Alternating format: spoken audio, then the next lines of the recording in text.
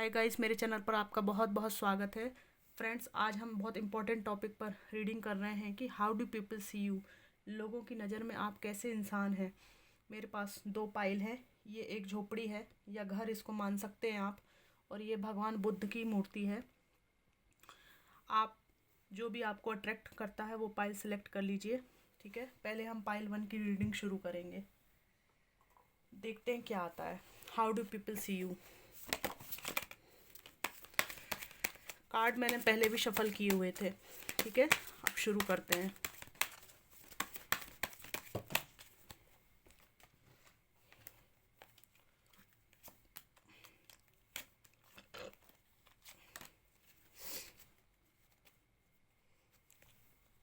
Bottom of the deck है 8 of wands. आप लोगों की कम्युनिकेशन काफ़ी अच्छी हो सकती है। ठीक है, लोगों की नज़र में आप एक इस तरह के इंसान हैं जो ज़िंदगी में फॉरवर्ड मूवमेंट की ओर, आगे की ओर बढ़ना चाहता है। ठीक है, लोगों को लगता है कि आपके जीवन में जो भी बर्डन्स थे उनसे आप निकलना चाहते हैं, पर किसी कारण से आप बाहर निकल नहीं पा रहे हैं।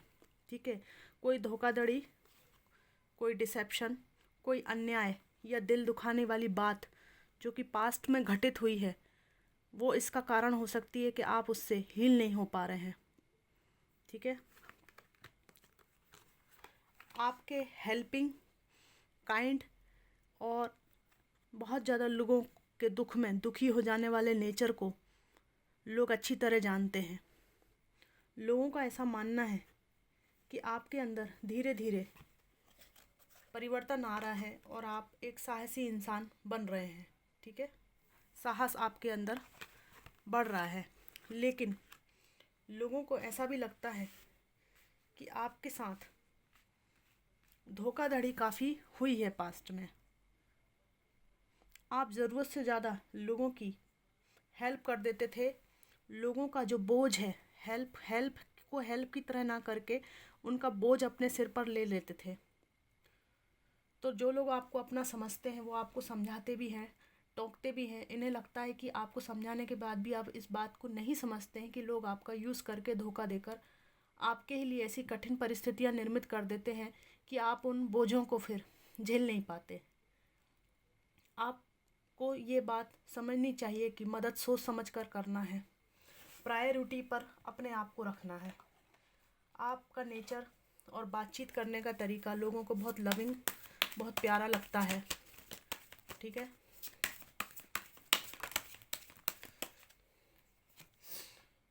लोगों को लगता है कि आपने पास्ट की स्थितियों से वॉक अवे किया है। हाँ, आपके इनोसेंट और काइंड नेचर को, बच्चों की तरह प्योर नेचर को लोग जानते हैं। आप में से कुछ लोग 17 से 25 की एज ग्रुप के हो सकते हैं, और यदि आपकी उम्र 35 से 40 के बीच भी है तो लोगों को लगता है कि आप अंदर से जो हैं वही बाहर हैं। कोई छिपाव, दोराव की भावना आप में नहीं है, जबकि आपको ज़रूरत है कुछ बातें अपने तक ही रखने की, किसी को कानों कान खबर ना हो आपकी बातें। इस तरह का आपको नेचर बनाना चाहिए। लोग सोचते हैं कि आप एक इनोसेंट, प्योर, खुली किताब है जिसको कोई भी पढ़ सकता है, जिससे आपको बहुत नुकसान उठाने पड़ते हैं और आगे भी उठाने पड़ सकते हैं। ठीक है, लोगों को लगता है कि बहुत ही ज़्यादा बचकाने लोग, सेक्सुअली अट्रैक्टेड लोग आपको फंसाने की कोशिश कर सकते हैं अगर आप फीमेल हैं।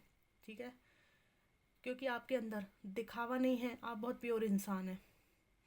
कुछ लोगों को लगता है कि कहीं आप दिखावा और ये प्रिटेंड तो नहीं करते कि आप इनोसेंट हैं, पर जैसे जैसे वो आपके करीब आते तो उनको पता चलता है कि आप एक्चुअल में एक प्योर इंसान हो। इसके अलावा लोगों को लगता है कि मतलब भले ये लोग आपको एक्सप्रेस नहीं कर पाते हैं, कह नहीं पाते हैं, शब्दों में व्यक्त नहीं कर पाते, पर लोगों को फील होता है कि धोखा, फरेब और जालसाजी आपके साथ जितना भी लोग कर लें, पर कहीं ना कहीं आप उन स्थितियों से कोई ना कोई है जो आपको बाहर निकालता है। और जो लोग भी आपके साथ इस तरह की हरकत करते हैं, धोखा, फरेब, जालसाजी, तो उन लोगों को कहीं ना कहीं ये खबर सुनने में आती है कि आपके साथ जिसने भी ऐसा किया है उसको कुछ ना कुछ कर्मा हिट किया है। उनकी टॉक्सिसिटी को डिवाइन ने कर्मा दे दिया है, ठीक है, ऐसा इनको लगता है। लोगों को लगता है यदि आपके कोई टॉक्सिक एक्स रहे हैं, आपका परिवार टूटा है, तो लोगों को लगता है कि उनकी टॉक्सिसिटी को बढ़ावा देने में, उनकी जो टॉक्सिसिटी है उसको बढ़ावा देने में आपके इनोसेंस का बहुत बड़ा हाथ रहा है, ठीक है। लोगों को लगता है कि ना आप इनोसेंट इतने होते, ना वो आपका फ़ायदा उठा पाते, ठीक है। सामने वाले की इतनी हिम्मत नहीं पड़ती अगर आप पर वो हावी नहीं होता, आपके अच्छे काइंड हृदय का उसने फ़ायदा ना उठाया होता। लोगों का मानना है कि अब आपको अपना नेचर बैलेंस बनाना होगा, जैसे को तैसा देने का समय है।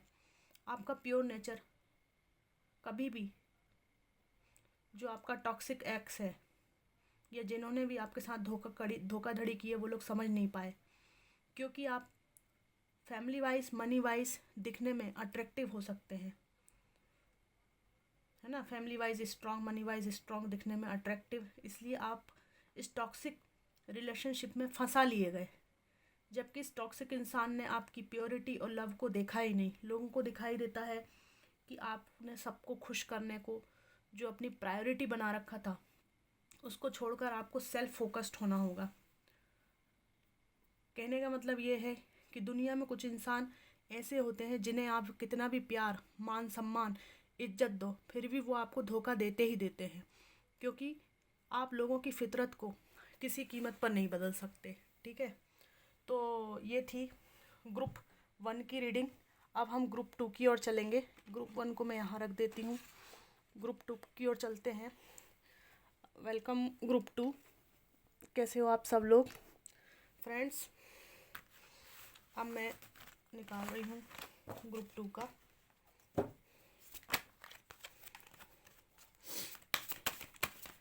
How do people see you.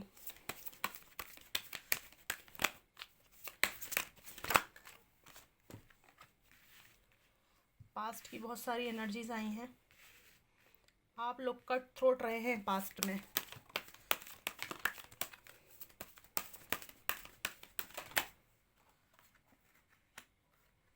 लोग आपको बहुत मिसजज करते थे, आपको झगड़ालू समझते थे, अहंकारी समझते थे। पास्ट की एनर्जीज आई हैं, झगड़ालू, अहंकारी, अपने आप को बहुत ज़्यादा समझने वाला इंसान समझते थे, मतलब, ठीक है। इनको ऐसा लगता था इसके जीवन में कुछ भी खुशी नहीं है, जिसकी वजह से ये व्यक्ति इतना चिड़चिड़ा और रहता है।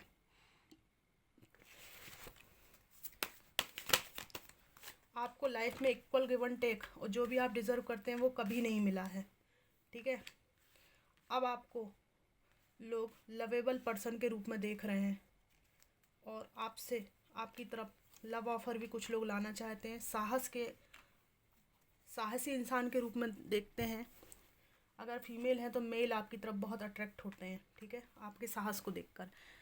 एक दो लोग या ग्रुप ऑफ पीपल हो सकता है जो कहीं ना कहीं आपको मिसजज कर रहे थे, आपकी पर्सनालिटी को मिसजज कर रहे थे, लेकिन लोगों को अब जो चीज़ें पता चली हैं आपकी पर्सनालिटी के बारे में, आपसे जुड़ी हुई आपकी क्वालिटीज़ के बारे में, तो उनकी थिंकिंग में बड़ा बदलाव आया है। उन्होंने आपको गलत समझा, बात वो नहीं थी जो वो समझ रहे थे। आपका थोड़ा सा बिहेवियर देखकर ये लोग जजमेंटल हो गए थे, आप ऐसे ही इंसान होंगे, ऐसा इन्होंने डिसाइड कर लिया था। बहुत समय तक इन लोगों का पर्सपेक्टिव था कि आप अच्छे इंसान नहीं है, ईगोइस्टिक, झगड़ालू, समथिंग लाइक दैट, इनको ऐसा लगता था। लेकिन इनको रियलाइज़ हुआ है कि पहले इन्होंने आपको बहुत जल्दी में जज कर लिया, ठीक है। गाइस, आप में से कोई लोग टाइम स्टैम्प लगा देना फ्रेंड्स, ठीक है। ये अब आगे चलते हैं। ये लोग आपको जो है सराउंडिंग में देखते हैं या वर्क प्लेस पर देखते हैं, या इनके साथ आपका उठना बैठना होगा। अब ये सोचते हैं कि आप जो डिज़र्व नहीं करते, जो भी डिज़र्व नहीं करते, मतलब लड़ाई झगड़ा, टॉक्सिसिटी, ठीक है, आप डिज़र्व नहीं करते, ब्लेम गेम, वही आपको मिल रहा है। इनको लगता है कि आपके साथ अक्सर यही होता है कि जो जो भी इन्होंने किया है वही लोग आपके साथ करते हैं। मोस्टली लोग, जैसे इन्होंने आपको गलत समझ लिया ना, ऐसे ग्रुप ऑफ पीपल में कई लोग आपको गलत समझते हैं, जबकि ना तो आप सेल्फिश हो ना घमंडी हो, एक्चुअल में आप साफ सुथरे इंसान हो, है ना, जो कि आजकल लोगों को पचता नहीं है। सच तो यह है कि आप एक प्योर हार्टेड पर्सन भी हो, पर लोग आपको ऊपर ऊपर के जो आपके एक्शंस के आधार पर, कुछ बिहेवियर्स के आधार पर मिसजज कर लेते हैं और निर्णय पर आ जाते हैं। आपको समझने के लिए आपके पास बैठकर डीपली आपसे कनेक्ट होकर ही समझा जा सकता है कि आप किस तरह के इंसान हो, ठीक है।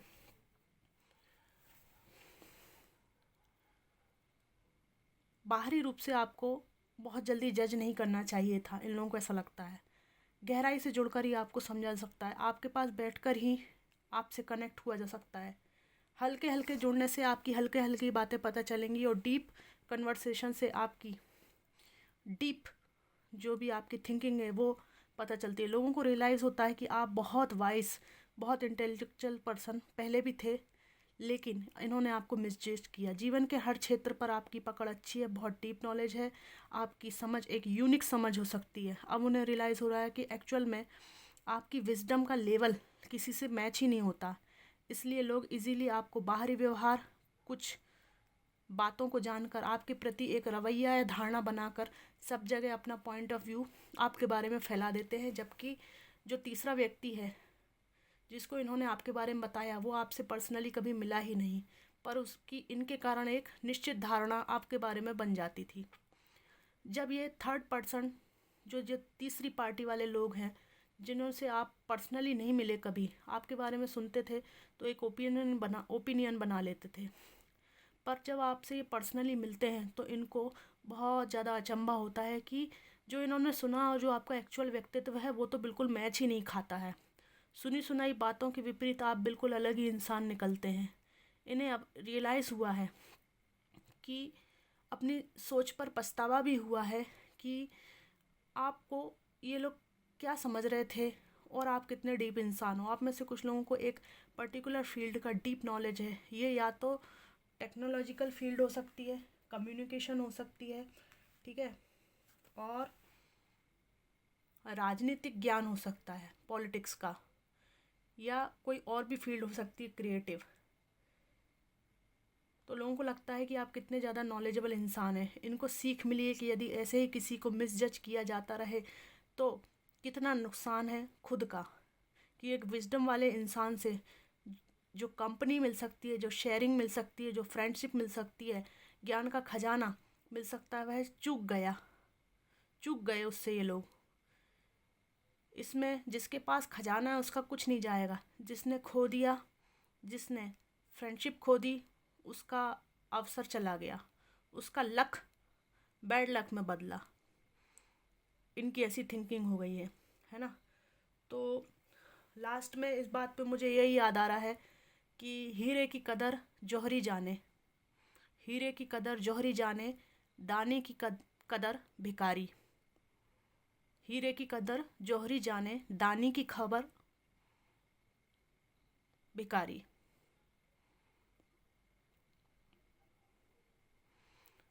कि दानी की क्या वैल्यू है, उसको जो बैगर है उसको पता है, उसकी कदर उसी को होती है ना। और हीरे की जो खबर है, हीरे की जो कदर है, वो जौहरी को पता होती है। तो बहुत अच्छी एनर्जीज आई हैं आपकी guys. Best of luck, God bless you, keep growing. Thank you for watching my videos, appreciating me. Thanks a lot for your kind support. Thank you so much.